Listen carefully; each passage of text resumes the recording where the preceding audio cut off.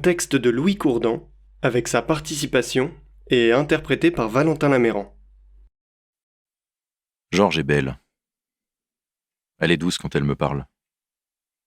Elle est rassurante quand ma tête est posée contre le bas de son ventre. Georges fume de temps en temps. Elle n'est pas dépendante de sa cigarette, ça se voit dans ses yeux. Quand la fumée s'échappe de ses lèvres, elle regarde très loin.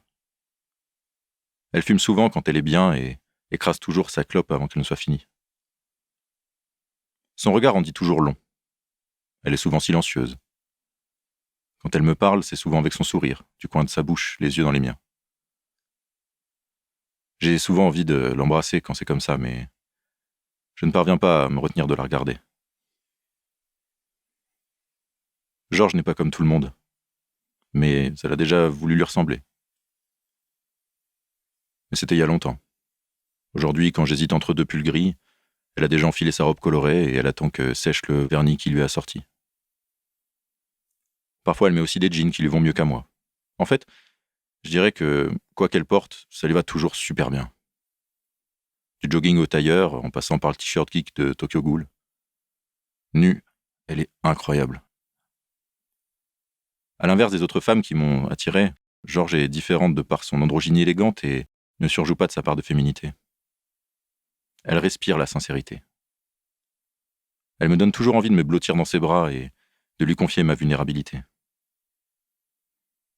Étendue sur le ventre, Georges est aussi torride qu'apaisante.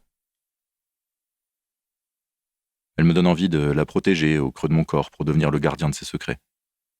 Et dès qu'elle penche sa tête vers moi en me souriant, Georges me donne également envie d'elle, envie de lui donner du plaisir. Du plaisir à la hauteur de ce qu'elle me procure. Du plaisir comme aucun autre individu n'ait pu lui en donner sur cette terre. Quand nous sommes allongés dans son lit et que mes doigts descendent le long de ses jambes, il caresse sa pilosité. Par le passé, j'avais trouvé ça très masculin. Je lui en avais parlé, en ayant peur de la froisser, mais ça m'avait finalement fait plus de mal à moi qu'à elle. Il faut dire qu'elle m'avait répondu dans le plus grand des calmes. « T'es jaloux, ma tata. » Elle savait que je n'aimais pas qu'elle m'appelle comme ça. Je suis pas pédé. Au bout d'à peine une semaine, j'avais déjà du mal à l'imaginer sans. Je me rappelle d'ailleurs de la première fois où elle les avait épilés. Je lui avais demandé si elle avait fait ça pour moi. Georges s'est mise à rire comme ça lui va si bien avant de m'expliquer gentiment qu'elle fait les choses pour elle et pas pour le regard des autres.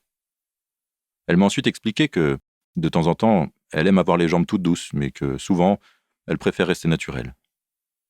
Naturelle. C'est étrange comme avant de rencontrer Georges, je l'aurais caractérisé plutôt de contre-nature. J'ai fini par comprendre que le moins naturel de nous deux, c'était moi. J'ai toujours eu la sensation de porter un masque doublé d'un balai dans le baba. Je ne me permets pas d'être drôle pour éviter d'être inapproprié. Je pense clairement avoir un ulcère à force d'encaisser la quantité déraisonnable de blessures verbales qu'on me balance à la figure.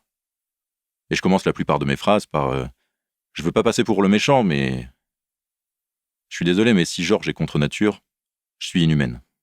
Inhumain. Nous avons presque le même âge et pourtant, entre nous deux, elle est la seule à pouvoir se regarder dans le miroir chaque matin en se disant « C'est moi que je vois et j'aime ça ». Comment ne pas aimer ce qu'elle voit ? Elle est magnifique. Elle assume ce qu'elle n'aime pas et reste fière de ce qu'elle aime bien. Il y a des gens bien plus beaux qui paraissent bien plus laids à côté de cette femme si forte. Georges a confiance en elle et elle a confiance en moi. Ce qui m'étonnera toujours car personne n'avait eu cette confiance avant elle. Surtout pas moi. Un soir, elle m'a recommandé de mettre son rouge à lèvres. Je ne le referai pas. C'était trop voyant sur moi et puis j'ai pas le charisme de Georges. Mais je mentirais si je disais que cette soirée m'a déplu. Je me suis concentré des heures pour appliquer le rouge à lèvres que j'ai quand même mal mis. Quand Georges m'a vu, elle a éclaté de rire. Mais pas comme ceux qui se moquent, comme une amie qui vous veut du bien. Un rire communicatif qui vous fait dire « Je suis bien content de l'avoir mal mis ce rouge à lèvres ». Ensuite, elle a pris un coton qu'elle a mouillé avec un produit et me l'a retiré en retenant ma mâchoire avec les deux plus longs doigts de sa main gauche. Ce geste si simple m'a paru si franc et bienveillant. 2 mots qui n'ont jamais été dans la description de l'un de mes gestes. Je me rappelle que je me suis perdu longtemps sur son visage. Elle était concentrée, délicate et efficace. Elle regardait mes lèvres, mais elle a fini par croiser mon regard. Elle avait dû remarquer que je la contemplais parce que le coin de sa lèvre s'est levé pour sourire. Pfff, quelle nana. Après ça, elle a maquillé à nouveau mes lèvres. J'en oubliais complètement qu'elle était en train de me travestir tant j'étais rivé sur sa tête légèrement baissée et son regard qui fixait mes lèvres sans se laisser distraire. Je l'ai embrassée. Je sais pas trop ce qui m'a pris, je crois qu'elle était encore plus jolie que toutes ces fois où je la trouve super jolie. Le regard qui a suivi était aussi tendre que notre baiser, mais beaucoup plus long. Nos pupilles alternaient entre l'observation de chacun des yeux de l'autre. Nous avons remélangé la couleur de nos lèvres une seconde fois, puis elle a repris nos esprits en ajoutant souriante. C'est malin, je vais devoir tout recommencer. Une fois parvenue à le remettre convenablement, elle m'a encouragé à me regarder dans le miroir. Face à moi, un gars que je ne reconnaissais pas plus que d'habitude.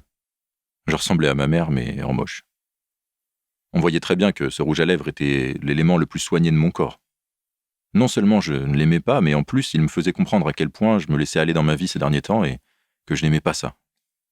À côté de Georges, qui assumait pleinement ce qu'elle était, je sentais que je n'assumais rien du tout. Même si je ne l'aimais pas, c'est Georges qui me l'avait mis, et ça m'a motivé à le garder toute la soirée. Jusqu'à ce qu'il se dissipe le long de nos verres. Georges a passé ses mains autour de ma taille et m'a embrassé dans le cou. Bien sûr, j'étais heureux de voir qu'elle m'aimait à ce point. Mais qu'est-ce que je m'en voulais de lui donner à aimer quelqu'un que je n'aime pas? Prochainement, Georges va s'en aller dans un autre pays et on va arrêter de se fréquenter. Ces quelques mois magiques avaient donc une fin. Quelques, mais assez pour que ça me fasse déjà mal au cœur. Même quand je ne pense pas à elle, je comprends qu'elle sera toujours là, quelque part en moi. Demain, j'aimerais devenir celui que j'aimerais être. Et ça, c'est grâce à Georges, évidemment. Je ne sais pas si je veux qu'on se remette ensemble quand elle reviendra. De toute façon, c'est trop tôt pour le savoir. Mais une chose est sûre.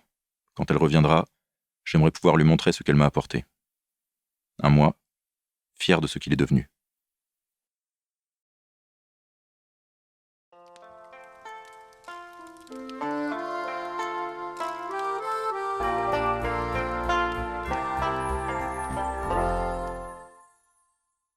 Ça vous a plu?